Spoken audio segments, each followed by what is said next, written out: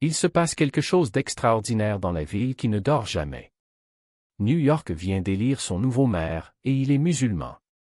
Zoran Mandani, tout juste 34 ans, prendra les commandes de la métropole le 1er janvier 2026. Pour beaucoup, cela semble impossible.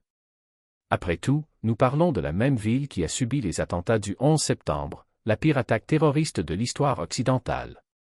Comment un lieu qui a connu une telle tragédie peut-il maintenant choisir un dirigeant de la même foi que ceux qui sont responsables de cette journée?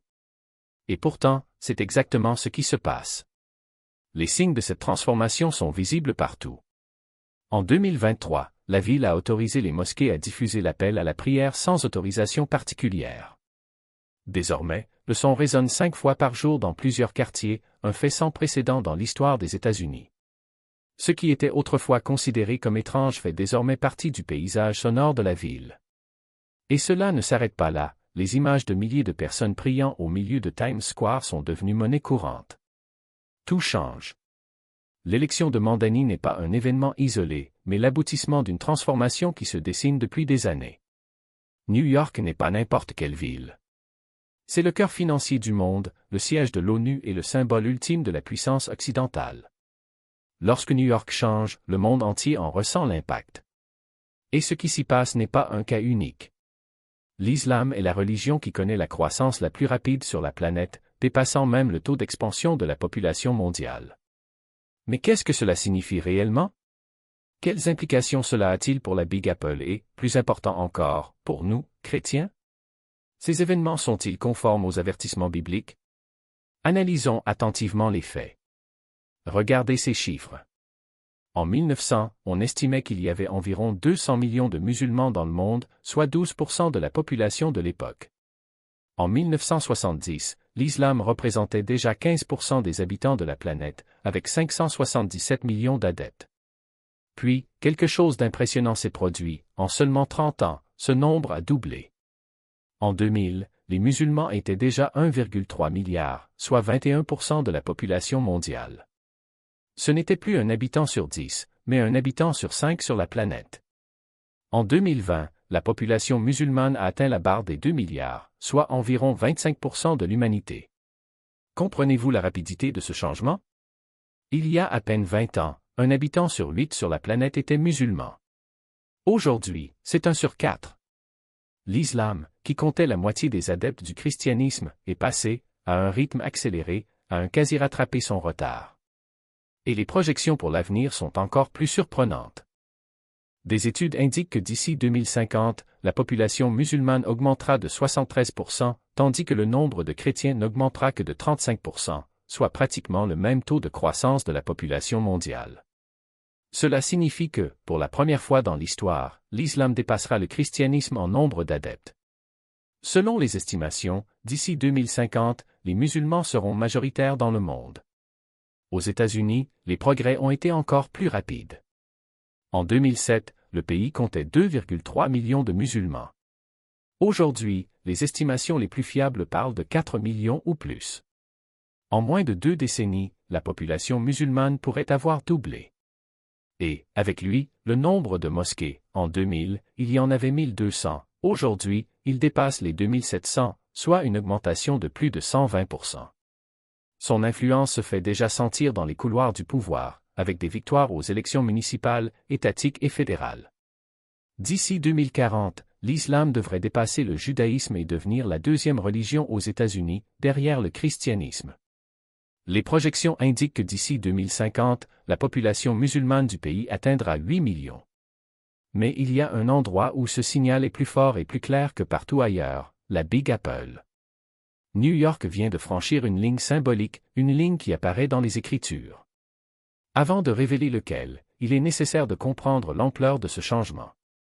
Le dernier recensement fiable de la population musulmane de la ville date de 2016, il y a près de 10 ans. Pourtant, les chiffres étaient déjà impressionnants, près de 10% des New-Yorkais, soit un habitant sur 10. La ville abritait plus de 1,5 million de croyants, la plus grande concentration des Amériques. Dans la région métropolitaine, ce nombre atteint 2,2 millions. Mais c'était il y a 10 ans. Que s'est-il passé depuis, dans une période de croissance accélérée? Il n'y a pas de données officielles, c'est un mystère. Nous pouvons néanmoins faire une estimation. Si l'on applique le même rythme d'expansion observé dans le pays, les chiffres sont effrayants. La population musulmane pourrait avoir doublé, voire triplé. Oui, tu as bien compris. Aujourd'hui, il est possible que non pas un, mais près de 3 New-Yorkais sur 10 soient musulmans. Pourquoi personne n'en parle? Les pièces du storyboard bougent. D'anciennes prophéties, nées dans le désert, résonnent désormais dans les rues asphaltées et les gratte-ciels de verre. Ce qui se passe à New York n'est pas un détail. C'est un signe, un avertissement qu'une nouvelle ère a commencé. Et, dans ce scénario, un leader émerge, Zoran Mandani. Que se passera-t-il lorsqu'il deviendra maire? Imaginez l'impact. Ce sera un jalon historique pour la communauté musulmane qui façonnera l'avenir de la première ville d'Occident. Pouvez-vous imaginer un leader chrétien dirigeant la Mecque? C'est impensable. Il ne pouvait même pas mettre les pieds en ville. Mais en Occident, les portes sont grandes ouvertes. Mandani est connu comme le premier homme politique influent de New York. Il utilise TikTok, se connecte avec les jeunes et son message résonne auprès d'une génération en quête de changement radical. La ville deviendra un aimant, un symbole. Et le plus fascinant est que cet événement peut être décrit non seulement dans la Bible, mais aussi dans les textes islamiques. Ouvrez le livre de Daniel. Il a eu une vision, un cauchemar envoyé par Dieu pour révéler l'avenir des empires du monde. Daniel a vu 4 grandes bêtes, chacune représentant un empire, Babylone, les Médo-Perses, la Grèce et enfin Rome. Mais Rome n'a jamais vraiment disparu. Après cela, j'ai regardé dans les visions de la nuit, et voici, il y avait une 4e bête, terrible, terrifiante et extrêmement forte. Rome était cette 4e bête, à 10 cornes.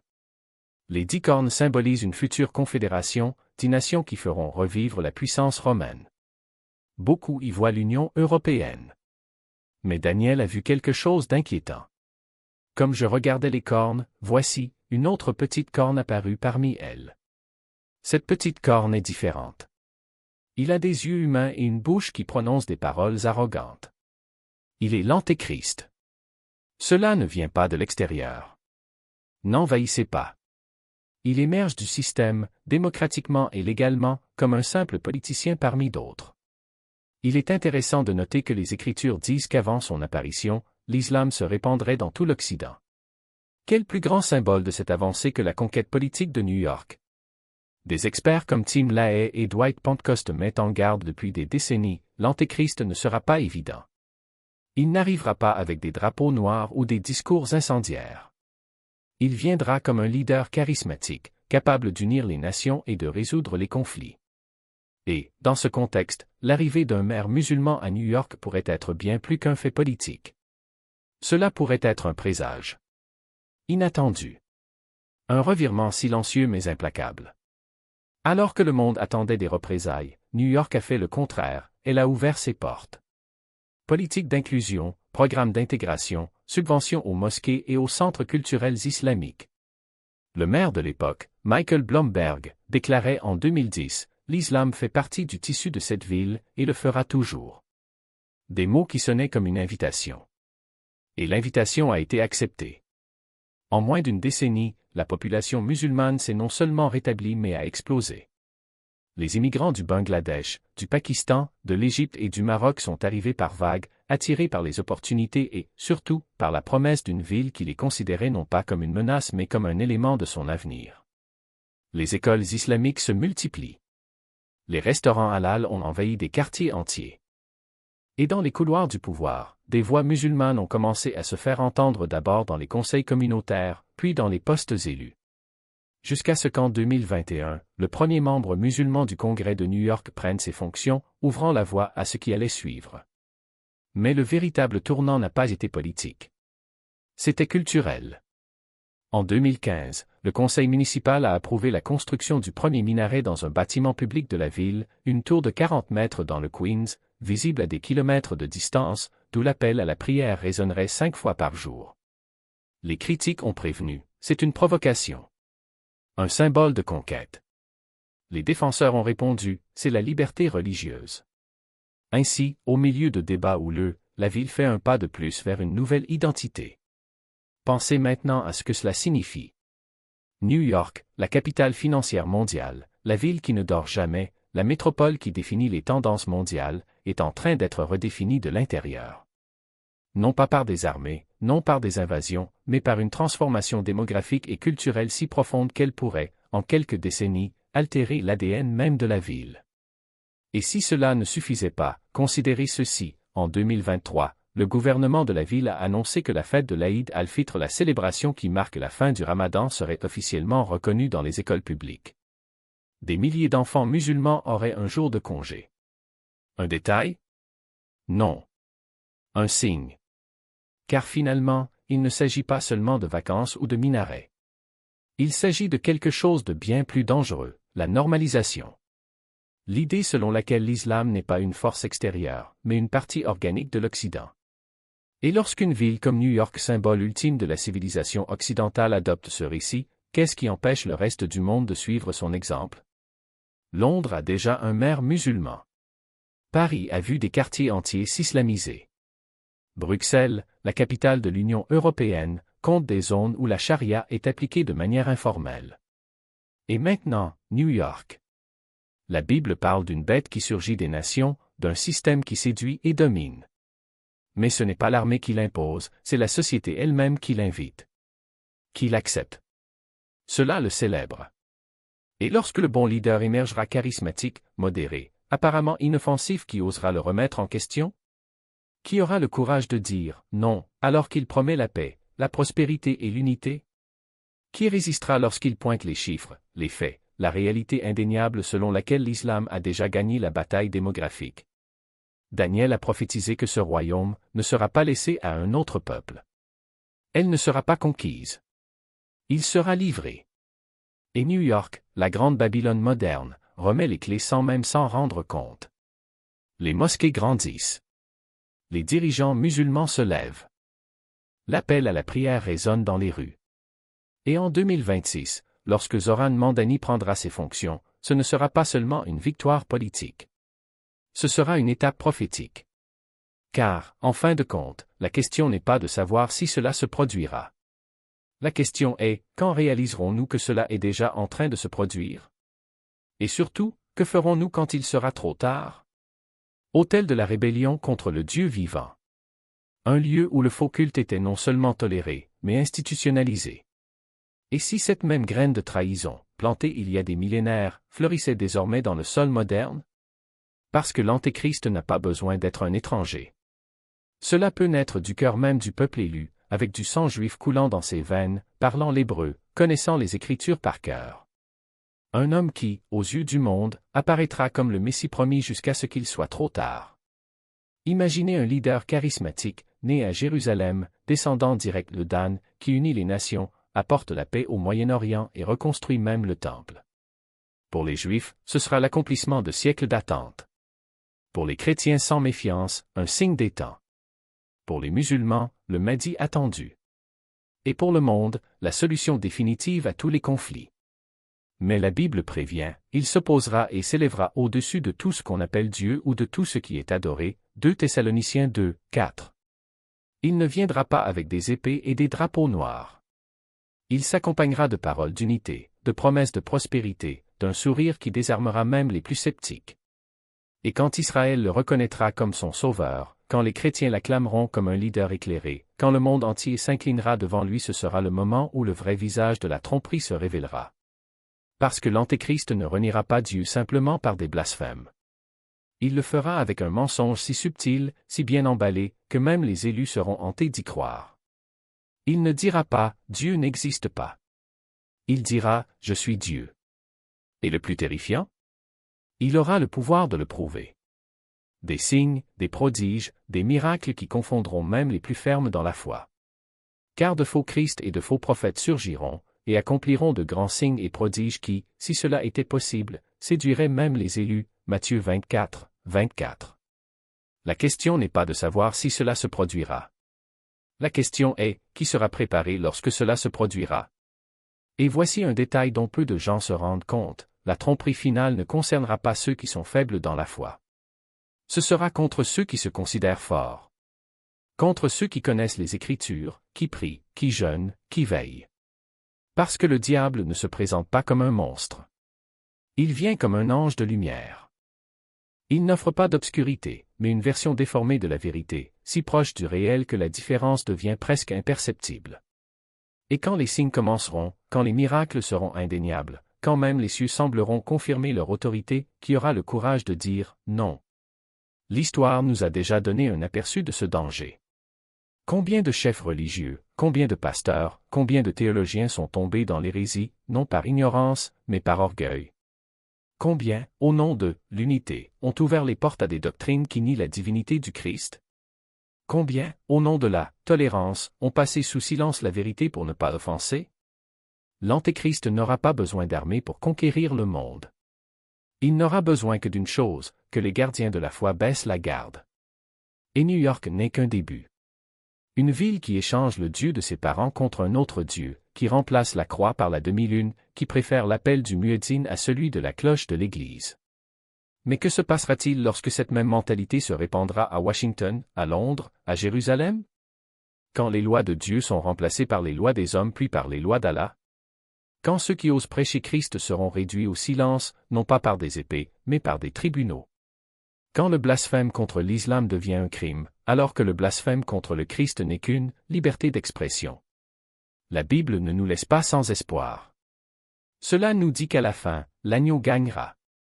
Mais il nous avertit également, car il viendra un temps où ils ne supporteront plus la saine doctrine, mais où, ayant les oreilles qui démangent, ils s'accumuleront des docteurs selon leur propre convoitise. 2 Timothée 4, 3.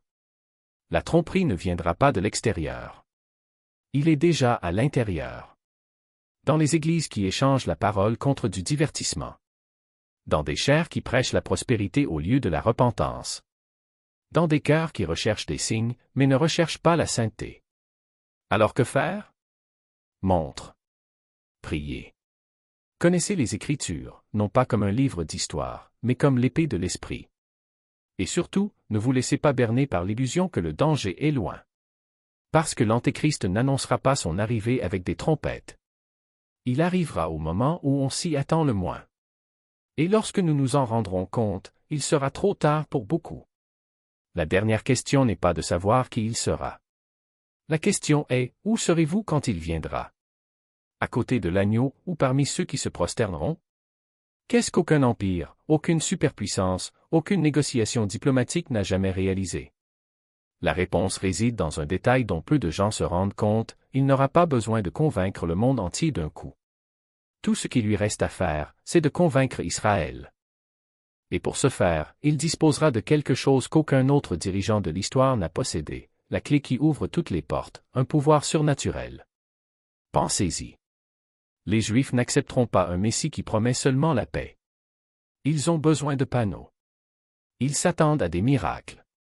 Et l'Antéchrist ne viendra pas les mains vides. La Bible est claire, il accomplira de grands miracles et de grands prodiges, afin de tromper, s'il est possible, même les élus, Matthieu 24, 24. Ce ne sera pas un homme politique ordinaire. Il sera un phénomène. Un homme qui, aux yeux du monde, apparaîtra comme porteur du sceau de Dieu lui-même. Imaginez le décor, Jérusalem, le mont du Temple. Des millions de Juifs, après des siècles d'attente, voient l'impossible devenir réalité. Le Temple est reconstruit. Les sacrifices sont restaurés. La Shekinah, la présence manifeste de Dieu, semble retourner au sein des saints. Et au centre de tout cela, un homme. Un leader qui non seulement le permet, mais qui le réalise. Cela résout des conflits qui semblaient insolubles. Cela apporte une paix qui défie toute logique. Ce qui amène soudain le monde entier à regarder Israël avec respect.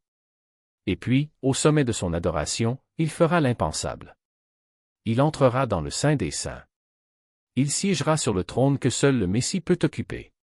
Et il dira les mots qui résonneront comme le tonnerre, « Je suis ce que tu attendais ». À ce moment-là, même les Juifs les plus sceptiques devront choisir, nier tout ce qu'ils ont vu de leurs propres yeux ou reconnaître que, enfin, le Rédempteur est arrivé. Et s'ils s'inclinent, des millions de chrétiens tomberont également dans le piège. Car si Israël l'accepte, si le temple est reconstruit, si les sacrifices sont rétablis, comment pourrait-il ne pas être le Messie? Mais voici un détail dont peu de gens se rendent compte, l'Antéchrist n'aura pas besoin de tromper tout le monde d'un coup. Il lui suffira de tromper ceux qui veulent être trompés. Ceux qui en ont marre d'attendre. Ceux qui sont prêts à échanger la vérité contre l'illusion de la paix. Ceux qui, au fond, préfèrent un sauveur qui leur donne le pouvoir terrestre à celui qui exige le repentir. Et c'est alors que le piège se referme. Parce qu'au moment où Israël le reconnaîtra comme Messie, le monde entier le suivra. Les dirigeants politiques vous soutiendront. Les nations se soumettront. Et ceux qui résistent seront qualifiés d'ennemis de la paix, de l'unité, de la nouvelle ère de prospérité. La persécution commencera, non pas contre les Juifs, mais contre ceux qui refusent d'adorer l'homme qui s'est fait Dieu. La Bible appelle cette époque l'abomination de la désolation, Daniel 9, 27. Un acte si blasphématoire qu'il déclenchera le jugement final. Et lorsque cela se produira, beaucoup se rendront compte trop tard que le Sauveur, qu'ils ont applaudi, était en fait le destructeur. La question que vous devez vous poser maintenant n'est pas de savoir si cela se produira. La question est, où serez-vous quand cela arrivera? Ferez-vous partie de ceux qui ont reconnu la vérité avant qu'il ne soit trop tard? Ou parmi ceux qui, séduits par la promesse de paix, ont découvert au dernier moment qu'ils avaient embrassé le mensonge? Le temps presse. Les pièces bougent. Et l'horloge de la prophétie n'attend personne. La seule question qui reste est, êtes-vous prêts? Reconnaîtra qu'il est le Seigneur. C'est le moment où le voile de l'illusion se déchire. Quand les nations marcheront contre Israël, quand les armées s'aligneront comme des vagues sur le point d'engloutir la terre promise, quand le monde entier retient son souffle face à ce qui semble être la fin, c'est alors que le ciel s'ouvrira. Pas avec un murmure, mais avec un tonnerre. Pas avec un plaidoyer, mais avec une déclaration. L'Antéchrist aura tenu sa promesse de paix. Il aura reconstruit le temple. Il aura uni le monde sous son drapeau. Cela aura rendu l'impossible inévitable. Et au sommet de sa puissance, lorsque l'adorer semble aussi naturel que le lever du soleil, Dieu agira. Pas avec hésitation, pas avec négociation, mais avec feu. Avec un tremblement de terre qui ébranlera les fondements des nations. Avec une tempête de grêle et de soufre qui consumera les armées comme de la balle sèche. Avec une gloire si intense que les yeux humains ne supporteront pas de la contempler. Ézéchiel ne laisse aucun doute, je déverserai sur eux ma colère. Je me sanctifierai au milieu de toi, ô Israël, aux yeux des nations. Ce n'est pas une bataille. C'est une révélation. Ce n'est pas une guerre. C'est un jugement. Et quand la fumée se dissipera, quand les survivants lèveront les yeux, ils ne verront pas un empire, mais le trône de Dieu.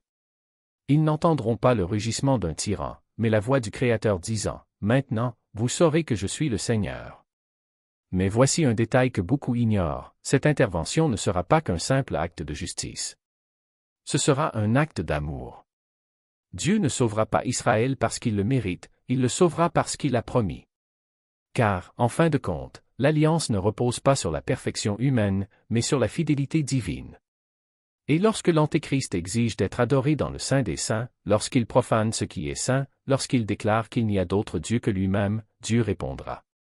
Pas avec des mots, mais avec du pouvoir. Pas par un débat, mais par le feu du ciel. Et alors, le monde sera témoin de ce qu'aucun prophète, aucun roi, aucun empire n'a jamais réalisé, la défaite absolue du mal. Non pas par une stratégie humaine, ni par la force militaire, mais par la main de Dieu lui-même. Et ce jour-là, même les cieux s'inclineront. Même les démons trembleront. Même ceux qui doutaient reconnaîtront, seul le Seigneur est Dieu. La question qui reste n'est pas de savoir si vous le croyez. La question est, où serez-vous lorsque cela arrivera? Aux côtés de ceux qui se moquaient de la prophétie jusqu'à ce qu'il soit trop tard? Ou parmi ceux qui, même dans l'obscurité, ont choisi de faire confiance à la lumière? Parce que l'horloge ne s'arrête pas. Les pièces sont déjà en mouvement. Et lorsque le dernier acte commencera, il n'y aura plus de temps pour le regret. Il n'y aura que le temps pour un choix, se tenir debout ou tomber à genoux. Vide? Qui oserait prendre la place de ceux qui, en un seul jour, furent réduits en cendres par Dieu lui-même? Le monde verra avec étonnement les nations qui autrefois rugissaient comme des lions avancent désormais péniblement comme des agneaux blessés. Les marchés vont s'effondrer. Les alliances s'effondreront comme les fils d'une toile d'araignée. Et au centre de tout cela, Israël, autrefois encerclé, apparaît désormais comme la seule puissance intacte non pas à cause de sa force, mais parce que le Seigneur l'a choisi. Les yeux de la planète se tourneront vers Jérusalem, non plus comme un point de conflit, mais comme l'épicentre d'un nouveau départ. Parce que lorsque Dieu agit, il ne laisse aucun doute. Il ne négocie pas. Il ne demande pas la permission. Il l'est tout simplement. Et puis, que se passe-t-il ensuite? La Bible ne nous laisse pas dans le noir. Alors que le monde essaie encore de comprendre ce qui s'est passé, un homme va émerger sur la scène mondiale. Un leader charismatique et éloquent, capable d'unir des nations divisées et d'apporter une paix que beaucoup croiront définitive. Il sera applaudi, idolâtré, appelé sauveur. Mais attention, votre paix ne durera pas. Parce que l'Antéchrist ne vient pas pour sauver. Il vient pour tromper. Et le monde, encore abasourdi par le jugement de Dieu, sera prêt à croire en toute promesse qui mettra de l'ordre dans le chaos. Avez-vous vu les signes? Les monnaies numériques qui éliminent l'argent liquide, les systèmes de surveillance qui suivent chacun de vos mouvements, les voix qui réclament un gouvernement mondial? Tout cela se prépare. Ce n'est pas une coïncidence. C'est une stratégie. Et lorsque ce leader émergera, proposant des solutions simples à des problèmes complexes, nombreux seront ceux qui le suivront sans poser de questions. Parce que le cœur de l'homme aspire à la sécurité, même si elle est déguisée en mensonge. Mais on ne se moque pas de Dieu. Alors que le monde s'incline devant ce faux Messie, une vérité restera inébranlable, le vrai roi est déjà de retour. Et quand il marchera sur les monts des Oliviers, la terre se divisera en deux. Les cieux s'ouvriront. Et chaque genou fléchira, non pas par choix, mais par reconnaissance. Car au final, il n'y aura plus de place au doute. Il n'y aura plus de temps pour hésiter. Une seule question demeure, de quel côté serez-vous lorsque la trompette sonnera? L'horloge ne s'arrête pas. Les pièces sont déjà en mouvement. Et lorsque le dernier acte commencera, il n'y aura pas de public, seulement des participants. Choisissez maintenant. Car quand le rideau se lèvera, il n'y aura plus de répétition. Entre les mers, sur la montagne sainte et glorieuse. Là, il élèvera son trône, palais du mensonge, empire de la tromperie. Jérusalem, la ville contestée, sera le théâtre de sa dernière farce. Et le monde, ivre de vaines promesses, suivra. Mais le prophète Daniel a déjà écrit la fin, il viendra à sa fin, et personne ne l'aidera. Personne. Au fait de sa puissance, lorsque les nations s'inclineront devant sa fausse splendeur, il sera seul. Sa chute ne sera ni lente, ni négociée. Ce sera instantané. Comme l'éclair qui perce les ténèbres, le Christ descendra du ciel, non pas comme suppliant, mais comme juge. Le ciel s'ouvrira et il sera là, monté sur un cheval blanc, avec une armée de justice derrière lui. Il n'aura pas besoin d'armée humaine, ni d'armes de guerre. Votre seule épée sera la parole tranchante, impitoyable et vraie. Et d'un seul coup, il détruira la plus grande armée jamais rassemblée sur terre. Le faux prophète? Jeté vivant dans l'étang de feu. La bête? Dévasté sans pitié. Les rois de la terre? Prosternez-vous devant le roi des rois. Il n'y aura pas de procès, il n'y aura pas d'appel. Le mensonge sera consumé par la vérité, et la tromperie sera écrasée par la gloire de l'Éternel. Daniel a vu ceci, une pierre, non taillée par des mains humaines, écrasant tous les royaumes de ce monde. Cette pierre est le Christ. Et quand il régnera, même ceux qui se moquent aujourd'hui s'inclineront même à New York, même dans les endroits où son nom est blasphémé. Mais d'ici là, l'Écriture ne nous appelle pas au désespoir. Cela nous appelle à l'action. Premièrement, réveillez-vous. Les signes sont là, non pas comme des avertissements de défaite, mais comme des appels de clairon. Les mosquées se multiplient, les églises ferment et les chiffres ne mentent pas. Le monde se prépare à la tromperie finale. Partagez la vérité. N'attendez pas que les autres le fassent à votre place. Chaque vidéo que vous regardez, chaque témoignage que vous entendez est une graine plantée dans le sol de l'histoire. Et quand la récolte viendra, ces graines feront la différence entre la vie et la mort. Deuxièmement, préparez-vous. Jésus n'a pas dit « cachez-vous » lorsque les signes commencent. Il dit « relevez la tête, car la rédemption est proche ». Ce n'est pas le moment de reculer. Il est temps de lever les yeux, de renforcer notre foi, de nous rappeler que toute persécution, toute attaque contre la vérité n'est que le signe avant-coureur de la victoire. Les premiers chrétiens ont affronté Rome, l'empire le plus puissant de la planète, et ont gagné. Pas avec des épées, mais avec un amour qui brise les chaînes, avec une vérité qui expose les mensonges, avec un pouvoir qui transcende le monde. C'est notre arme aujourd'hui. À New York, à Sao Paulo, dans chaque ville où l'obscurité avance, soyez du sel. Que ce soit léger.